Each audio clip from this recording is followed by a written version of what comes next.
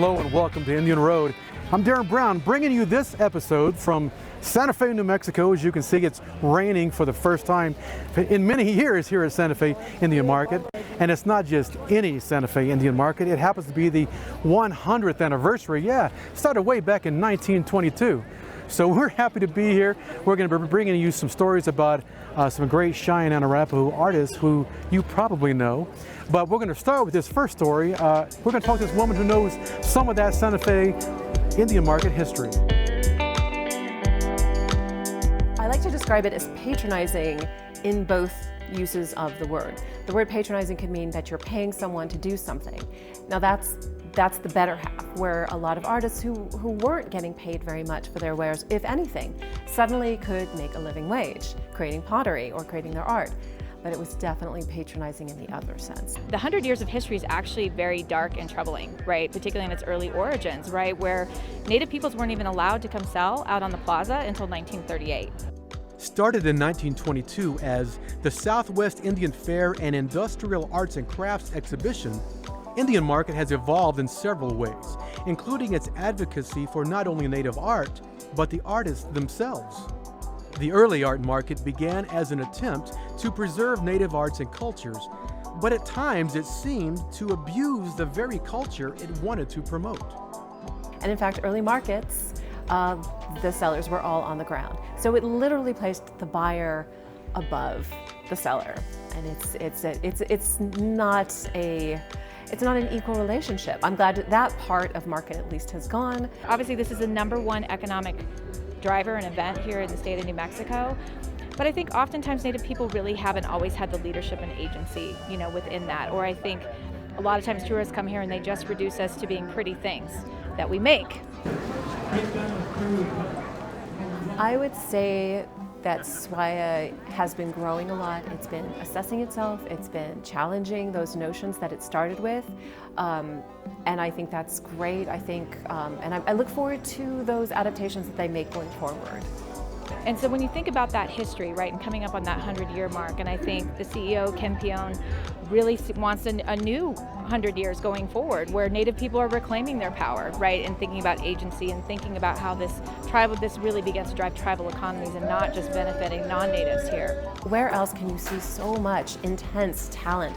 What are people doing now? What is happening now? And I never leave uninspired.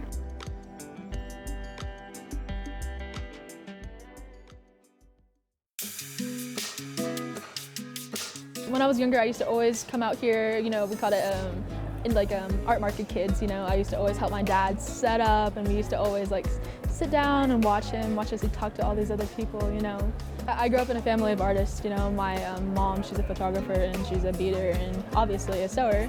And then my dad, of course, he does his traditional ledger art. My whole life I've loved drawing, and it wasn't until I was around the age of 11 that I really started ledger art. I remember sitting on the ground coloring with crayons actually on ledger paper. I would actually draw landscapes of Santa Fe because I was always intrigued by the buildings and architecture of Santa Fe.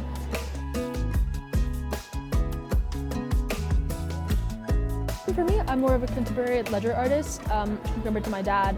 I like to draw a lot of our land's beauty out at the Cheyenne and Arapaho tribes of Oklahoma. We have all of these buffaloes, and we have all the butterflies. Scissortails, especially, Oklahoma. Scissortails, they mean good luck, Same thing with dragonflies. For me, I like to focus on our land's beauty, the land's beauty at the moment. It's been really cool, actually. Besides the rain, we showed up at 5 a.m., started getting things set up. It's really cool to see all of these different people, all of this different art in one place. 2 years ago, I was juried into this, but due to COVID and everything, we haven't had the chance to come out here. I mean, compared to all these other people, it's I don't really know sometimes if my art really fits in, but.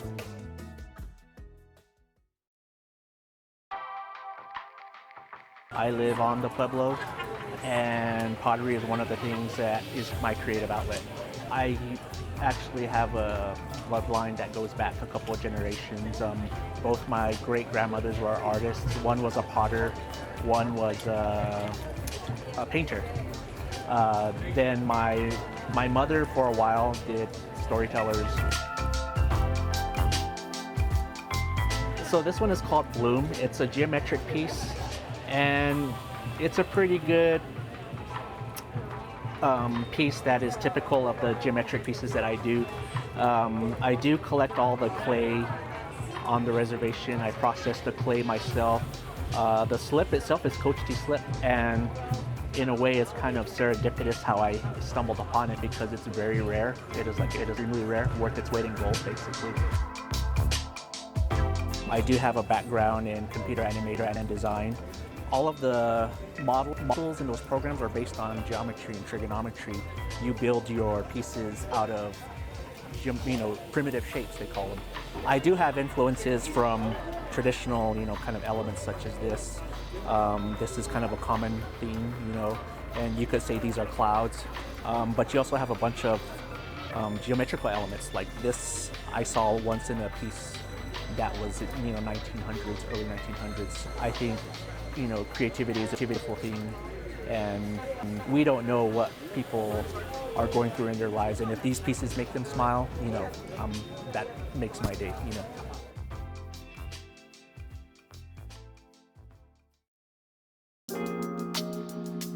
Pulled up here 4:30 in the morning, and usually whenever you pull up in the morning, it's already packed.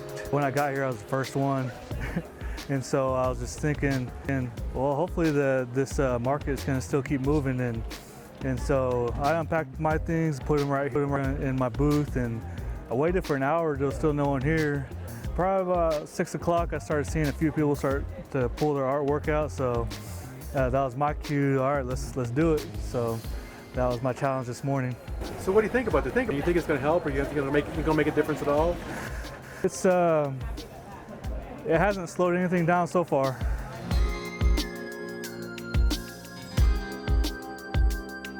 2017 was my last time being here, and whenever the pandemic hit, I participated on the online virtual site that they had, and that was a success for sales, but you can't beat being here.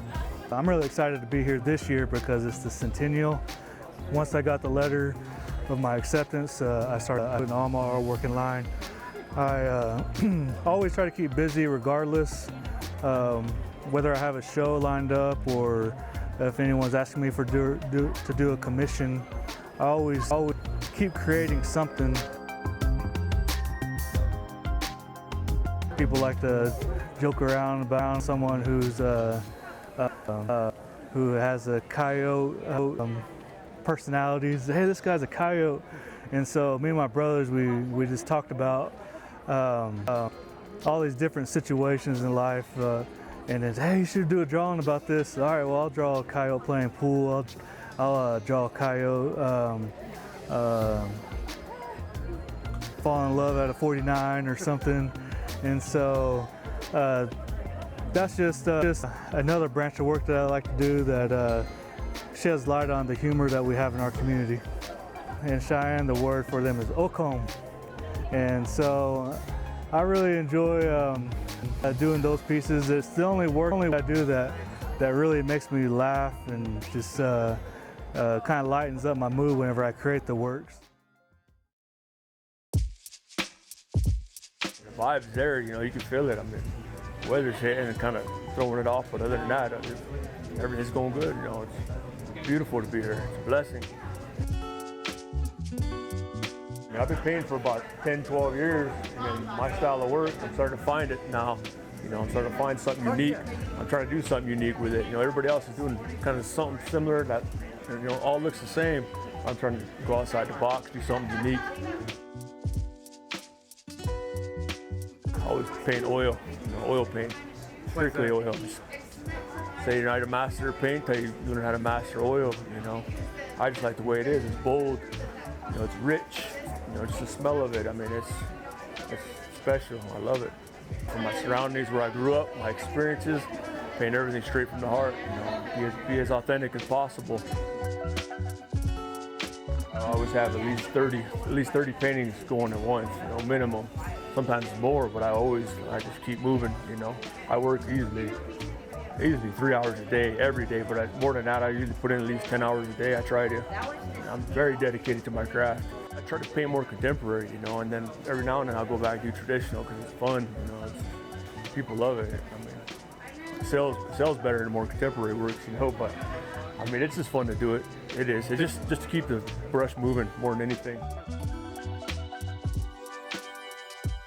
Maybe it's the spectrum we're still in, you know, and I've been trying to bust out of that spectrum. You know, they automatically place indigenous art in the Western spectrum, but I don't, you know, I want to tell a different side of the story with my work, and I've been trying to lately, and a lot of artists have. A lot of these artists have been lately more contemporary.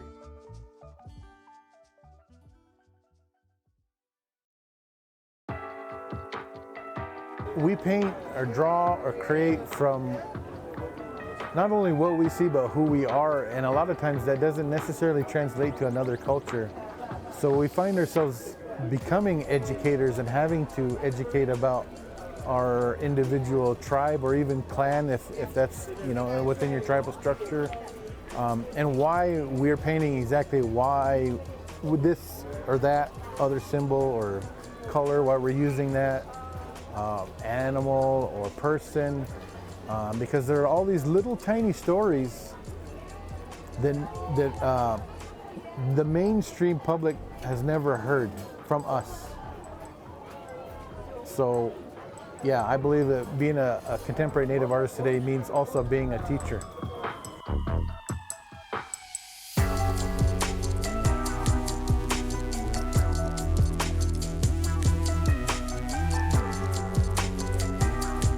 But some of them are from historical photos of people from the past, but a lot of them are from contemporary people that I might know. And sometimes I just can't get exactly what I need.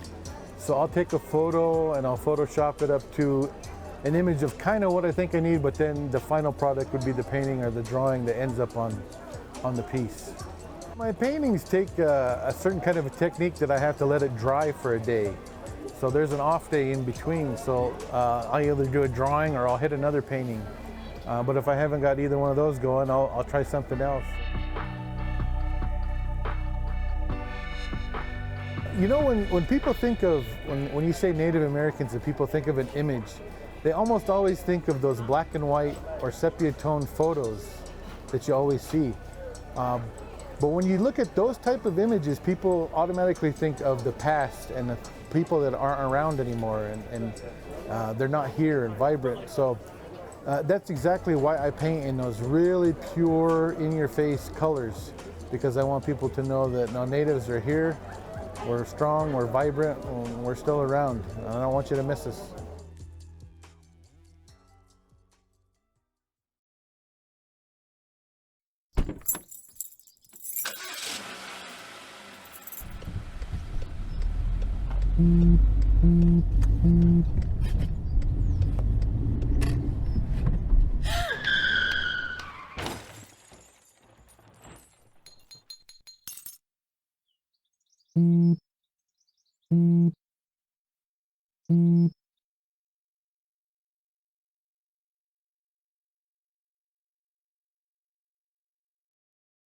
I think it's just vapor and flavors. It won't hurt my kid like cigarettes.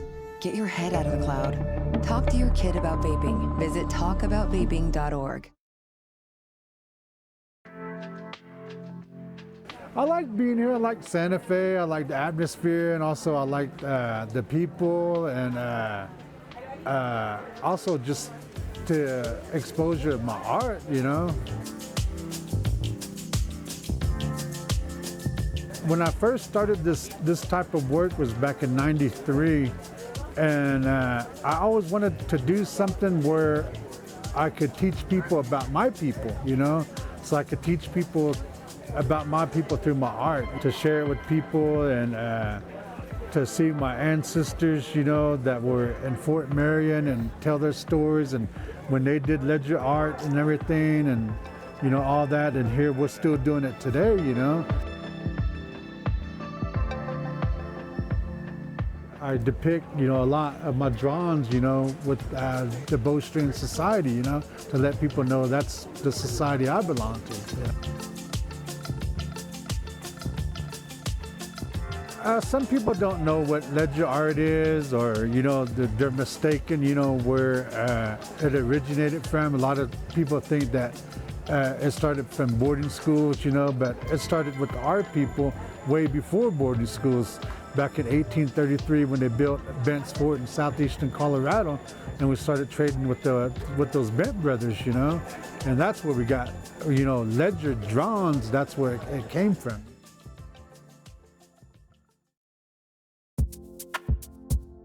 It's like you're not considered a native artist until you are an artist at Indian Market, Santa Fe Indian Market. It's like a rite of passage or something.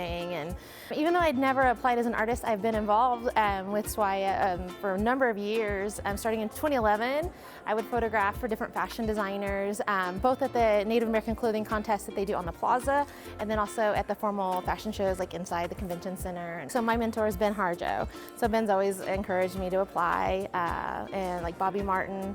Then they're both also from Oklahoma. And I just really know that it's so important to have our southeastern cultures represented here in the Southwest. And I entered 3 different types of media. I did one piece of watercolor on canvas because I wanted to do something different than traditional watercolor. It's typically on paper. And then I did acrylic on wood. I really love working on a wood surface with acrylics. And then my last piece, I did a woodblock relief on leaf paper. The way I walked up to the section, I couldn't see my piece at first, so I had to like look around the corner. And when I saw the ribbon there, and I was like, oh, that must be that piece next to it. So like that doesn't make sense. So I flipped it over, and my name was on the ribbon. So I was like, okay, that, and then like I started crying. The dark areas which have the ink, I would put ink down on top of the wood, put paper on it, and I hand burnish this instead of using a printing press. Typically for woodblock relief, you would put that through a printing press. It's quicker, it gives you an even pressure. So doing it that way, the strike of it wasn't as solid as you would see with a printing press, but I actually enjoyed that. It definitely reminded me of where this image would even come from. As a Choctaw woman, my culture is mound building. So this is a mound design that would have been inside all the different mounds on pottery designs. So I kind of felt like it looked like that. And then a lot of artists work on ledger paper, but they typically do more storytelling type of illustration work. So this is a little bit different for ledgers. And then I thought it was funny that this piece of paper happened to be from the Tandy Leather Factory. 4 directions, so north, south, west, and east. Our cardinal directions are so important in all of our dances, how we grow, our crops. And then I also have our medicine wheels around it to give it the iconography that's really important to me. I have a lot of medicine wheel work in all types of media I do.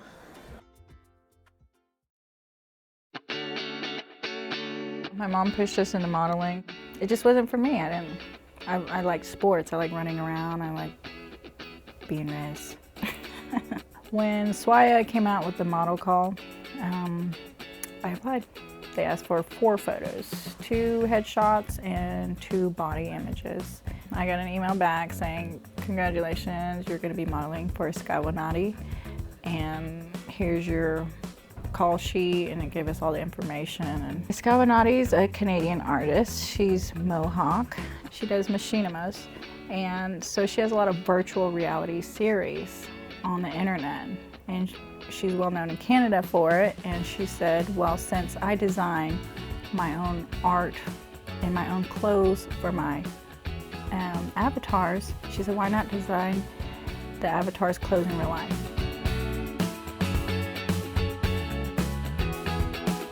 My mom, the day before we left, called me and she said, if you want to back out, I wouldn't be mad at you. And I was supposed to be wearing a skirt and a jacket. So I and heels. So I thought, okay, I still got to have the walk down. When I got there, she said, well, you look a lot younger than I thought you were going to look like in person. So I'm going to switch you roles. And she said also the size pumps I have are size 10. I wear size 6.5. And I ended up getting the laid back camo ribbon shirt and the calico pants with fringe. And it was perfect for me because I didn't have to wear heels. And then I never thought I'd see Quanah chasing horse ever in my life. You see her and Jessica Matten, all these famous people, yeah, it's pretty intimidating, but in the atmosphere that they gave us, and they played music and everyone was just vibing, it was a really good, it was not as intimidating as I thought it would be. We got pulled aside by Vogue, and they wanted to keep us in uniform or our outfits, and they wanted to take pictures of us. And my designer, Scalinati, she actually was published in Vogue. I wasn't specifically, but some of the models were.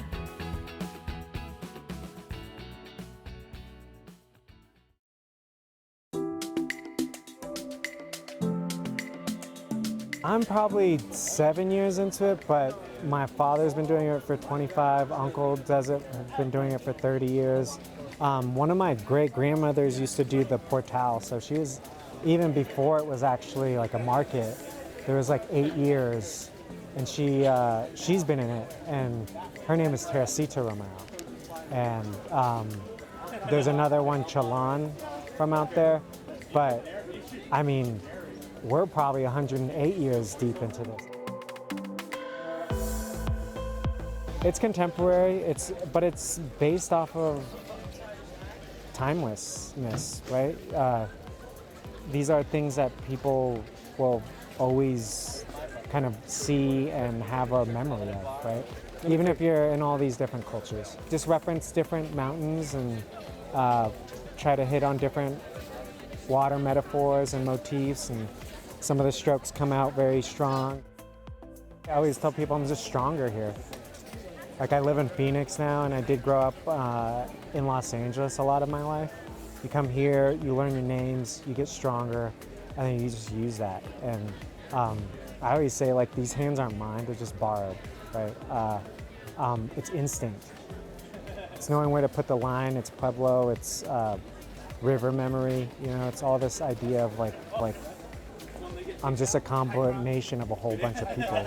It's just in your veins, right? The red oxide is just like seeping through all of us. And I think if you were able to touch it, you know, then that's when all the patterns come down. You know, I think it's like when people can see and sound, like they see sound in different colors. It's, well, if you're listening, you see the paint, right? Or you see the design. And I don't think that's a type of intelligence that's necessarily being taught.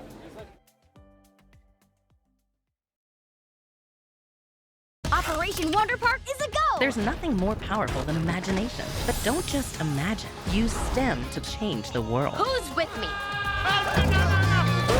It's gonna hurt tomorrow. If she can STEM, so can you. Find out more at She Can STEM. Life doesn't always give you time to change the outcome.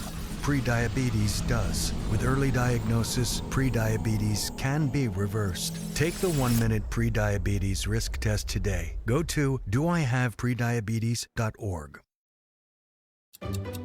What's time for dinner? Donating pet food can keep families together. Pets and people belong together. Learn more at petsandpeopletogether.org.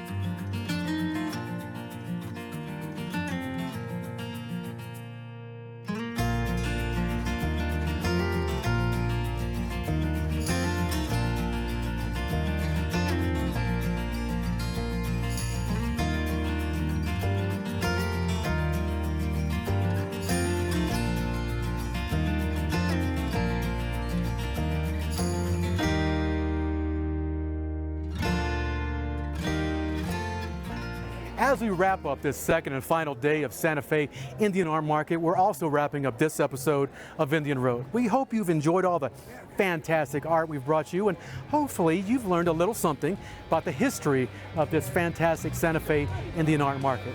Thanks for joining us. Ha-ho! And we'll see you next time right here on the Indian Road.